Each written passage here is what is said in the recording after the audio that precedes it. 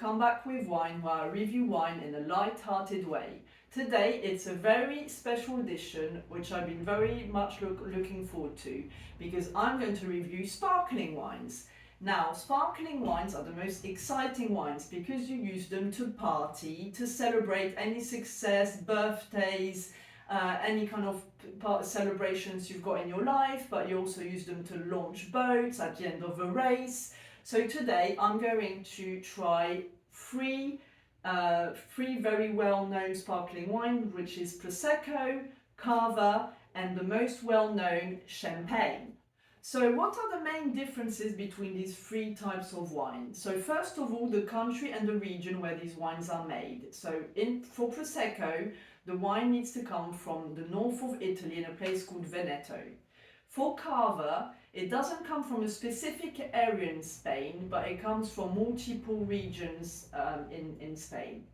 Champagne, it has to be made in the Champagne region of France, otherwise it can't be called Champagne. The second one is the grape varietals used. So in Prosecco, they use the Glera varietal.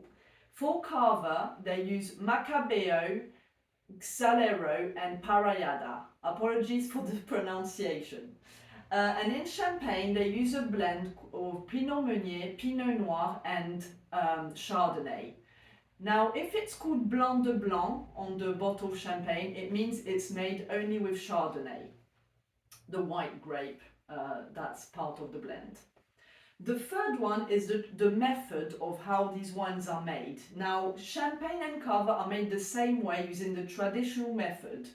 That means that yeast and a little bit of sugar, also called liqueur de tirage, are added to a bottle where a second fermentation takes place and where the bubbles form. However, Prosecco uses the same yeast and sugar, but it's added to a large sealed tank. So now we'll try the sparkling wines. I know it's a really hard job to do, guys, but someone has to do it. So let's start with Prosecco. Now, Prosecco in the last 10 years really boomed. Before, sparkling was only very much just drunk for, celebration. But Prosecco came along and people just started drinking it as that usual kind of tipple, like Friday night drink. Because it's, a lot more affordable than Champagne. Now, this bottle of wine I bought it in Marks and Spencer's for £12. Now, what you'd be expecting with Prosecco, you'd be expecting something a bit fruitier than Champagne.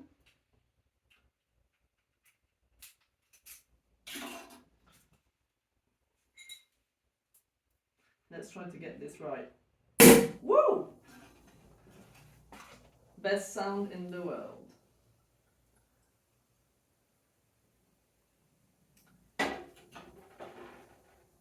Now with Prosecco, you should be smelling a bit more like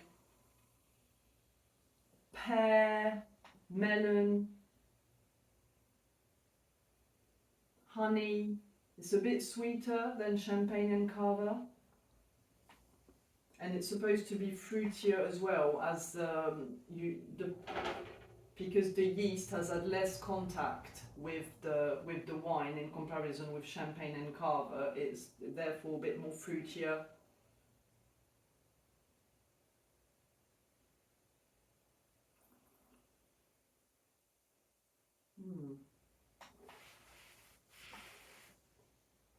Yes, I definitely can taste apple, pear, melon. Yeah, honey. Sorry, I'm going to have another glass. Me too. You? A mug? I'm not serving you a mug. You need to get a decent glass.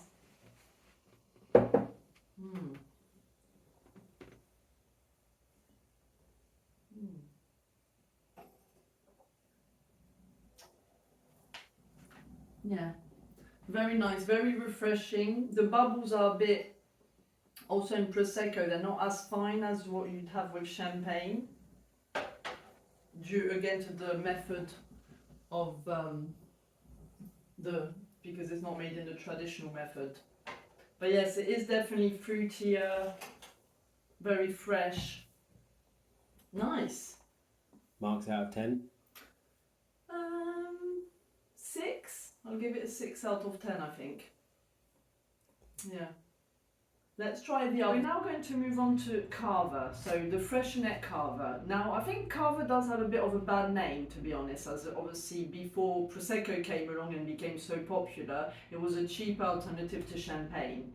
But I think definitely this brand Freixenet has made this Cava a bit more kind of appealing, appealing to the kind of the wine shoppers, and also it looks smarter. Already the bottle is like black, and if you see actually, which is quite interesting, Cava is written in tiny letters here, whereas champagne you really see it in big letters. Same for Prosecco, but this one is more sold as Freixenet, not so much Cava. So anyway, we'll give it a go.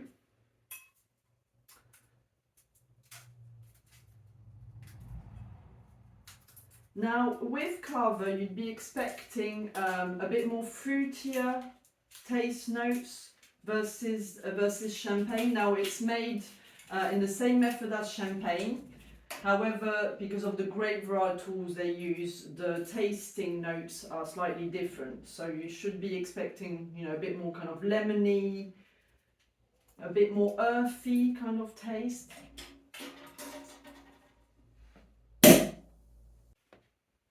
So let's try this one now. Ooh, bubbles.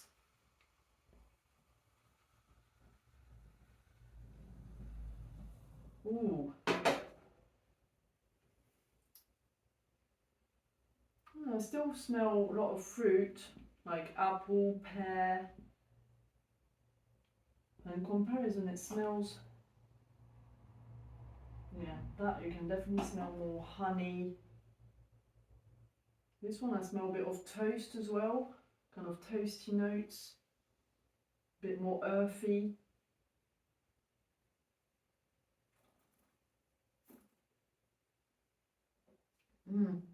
Wow, that's a lot higher in acidity, especially trying the Cava after trying the Prosecco. Yeah, it's less sweet. That's also why Prosecco appeals to kind of, I want to say more females and, more people maybe, because it's easier to drink because it's sweeter.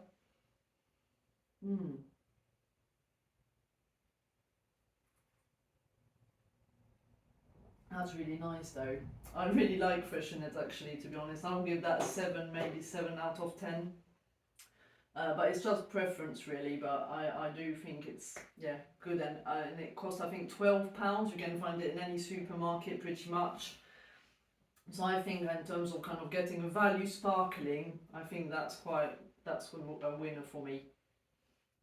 So the best for last, let's try the champagne. Now, in champagne, the grapes are picked early before they fully ripen, so it's high in acidity and low in sugar. So let's try this one. I'm so excited.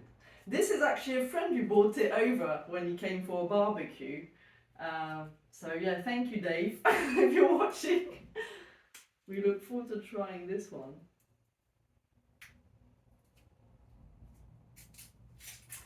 This one actually is about £50 in Waitrose and Sainsbury's. I just looked online where it can be found.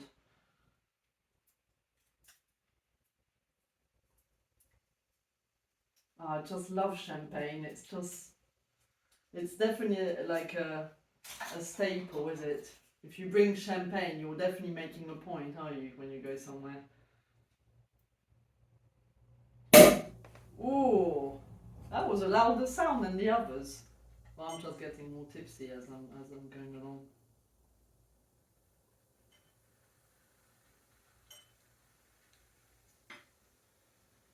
All right. Oh, would you like some?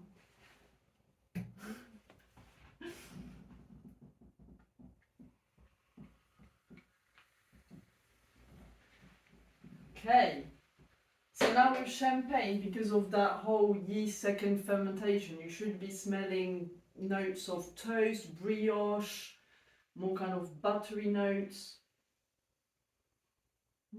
So less kind of fruity than Prosecco, for example. But you should still have that kind of pear, lemon.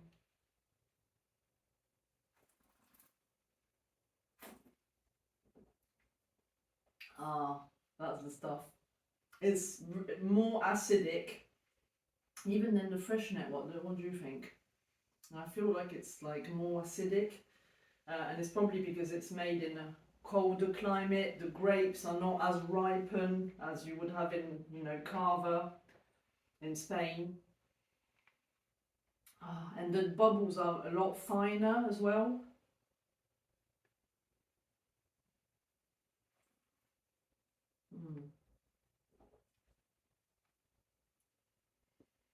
I definitely get that kind of toasty, brioche taste, and more like lemon, apple. Get a bit of buttery notes. What do you get, Ben? Do you get anything? You're like, I don't care, I'm just drinking away. Yeah.